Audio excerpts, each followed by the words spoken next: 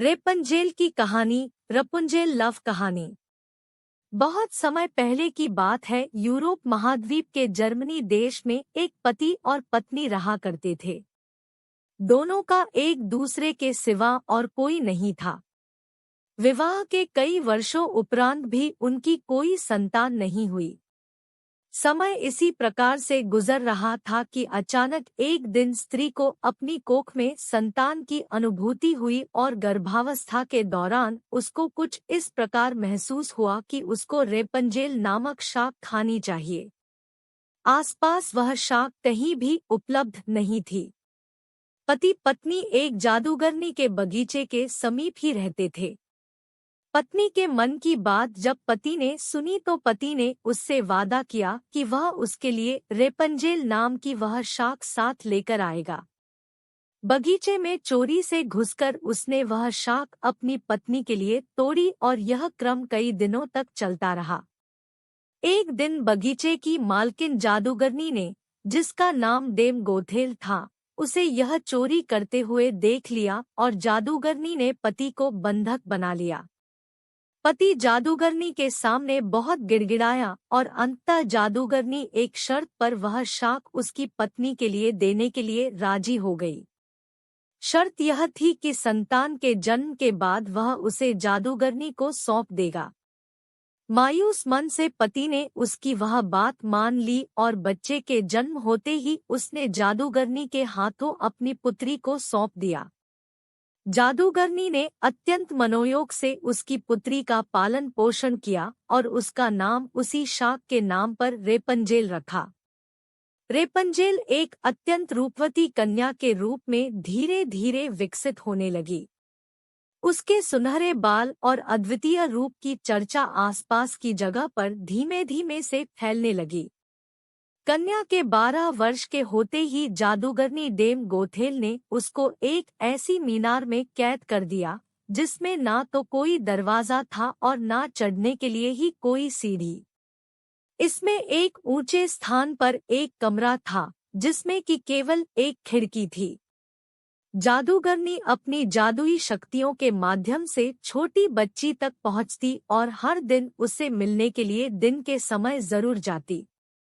इसी प्रकार से दिन बीतने लगे। वह बच्ची बड़ी होकर एक अत्यंत रूपवती स्त्री के रूप में विकसित हुई।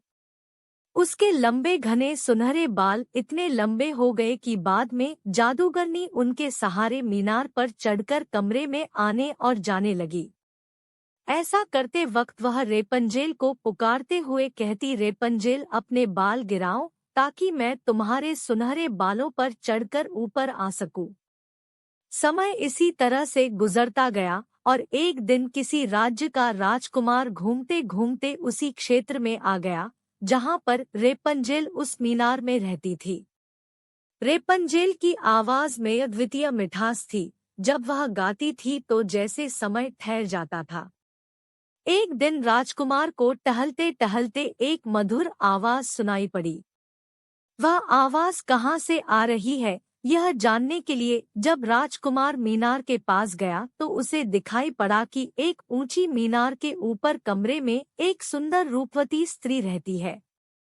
उसकी इस मीठी आवाज को सुनकर राजकुमार उसकी तरफ अत्यंत आकर्षित हुआ और वह अपनी उत्सुकता पर काबू नहीं रख सका। उसने मन में ठान ली कि वह इस बंद मीनार में रहने वाली स्त्री, जिसकी आवाज इतनी मधुर है, के विषय में जान के ही रहेगा। एक दिन जब दिन के समय जादूगरनी रेपंजेल से मिलने के लिए आई तो उसने जादूगरनी को वह शब्द कहते और बालों के जरिए ऊपर चढ़ते हुए देख लिया।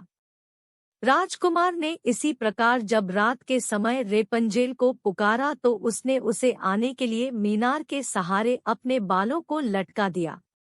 राजकुमार ऊपर जाकर रेपंजेल से मिला। रेपंजेल और राजकुमार एक दूसरे से प्रेम करने लगे थे। दोनों ने मिलते ही एक दूसरे को पसंद कर लिया था और वह एक दूसरे के लिए के अंतरंग सहचर बन गए। आता राजकुमार ने रेपंजेल के सामने विवाह का प्रस्ताव रखा। रेपंजेल इस पर सहमत हुई और दोनों का मिलना जुलना धीमे धीमे बढ़ने लगा। जादूगरनी डेम गोथेल रोज दिन के समय रेपंजेल को मिलने के लिए आया करती थी। राजकुमार और रेपंजेल ने मिलकर एक योजना बनाई कि राजकुमार द्वारा दिए गए रेशम से रेपंजेल एक सीढ़ी बनाएगी, जिससे कि वह दोनों उस जगह से भाग सकें। रेपंजेल की मूर्खता के कारण जादूगरनी डेम गोथेल को राजकुमार के रेपंजेल के पास आने और उसके गर्भवती हो जाने का पता चल गया। जादूगरनी डेम गोथेल ने रेपंजेल को मीनार से बाहर निकाल दिया और जंगली जानवरों के बीच से जंगल में विचरने को अकेला छोड़ दिया, और वह स्वयं उस मीनार के कमरे में जाकर छुप गई।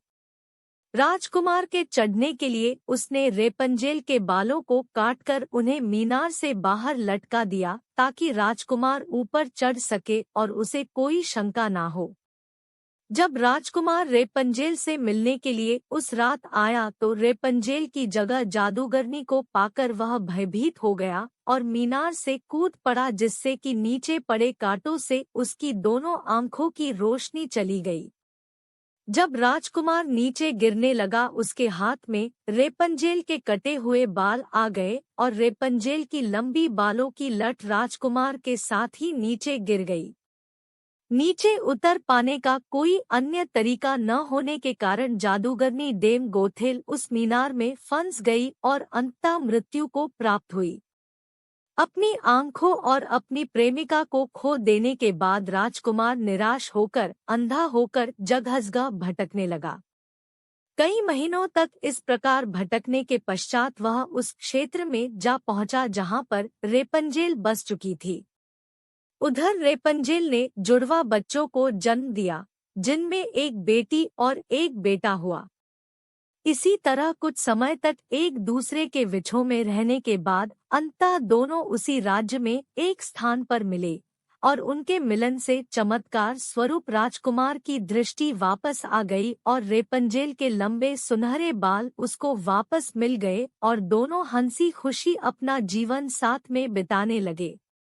शिक्षा: इस कहानी से हमें यह शिक्षा मिलती है कि बुरे का अंत बुरा ही होता है, और विश्वास के सहारे एक दिन दुनिया में सब कुछ पाया जा सकता है।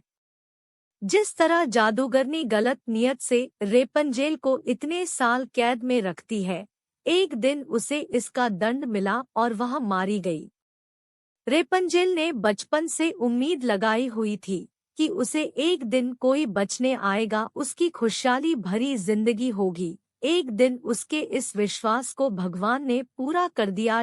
कहानी अच्छी लगी तो अपना राय कमेंट बॉक्स में जरूर बताना। हिंदी कहानियाँ एवं प्रेरणादायक प्रसंग के लिए हमारे चैनल राज नागा हिंदी स्टोरी को सब्सक्राइब करें और पास में घंटी को टच करना ना भूले, ताकि हम आपके लिए अच्छी अच्छी कहानी प्रस्तुत कर सके।